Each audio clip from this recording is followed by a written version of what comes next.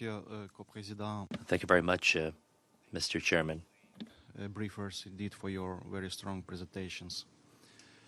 Ukraine consistently supports the Middle East peace process and the principle of a two-state solution, with Israel and Palestine coexisting in peace and security.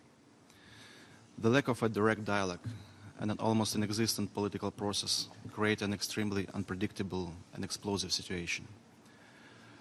This deteriorating trend has, unfortunately, become a new normal, thus making an agreement on the basis of a two-state solution even more elusive. And here we have to admit that one of the strongest drivers contributing to today's status quo is the Israeli settlement policy. The announcement on the 5th of October of intention to build 300 housing units and to establish an industrial zone in the West Bank is a clear signal of further intensification of settlement activities. Linking a string of outposts in the West Bank that would effectively divide it will in fact upset and may potentially ruin Palestinian state-building efforts. As was noted by the briefers, even if the new housing would be built on state-owned land within existing settlements, this is yet another blow to the peace process. Yet, terror is not an answer either. Ukraine strongly condemns the shooting that took place last weekend in Jerusalem and claimed 2 Israelis killed and 4 injured. We express our sincere condolences in this respect.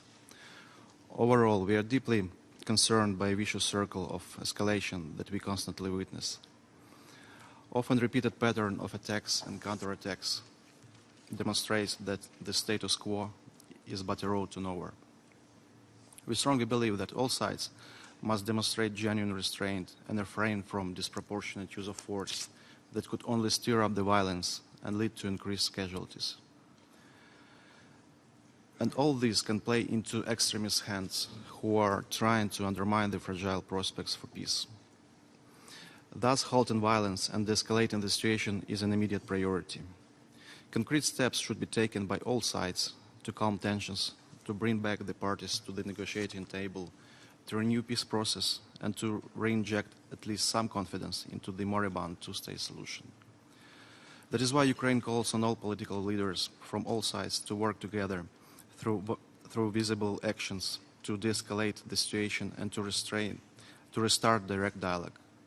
Ukraine reiterates its position that in elaborating a workable Israeli-Palestinian peace agreement, relevant provisions of respective UN Security Council resolutions, the Madrid principles, including Land for Peace, the roadmap, the agreements previously reached by the parties, and the 2002 Arab Peace Initiative must be respected.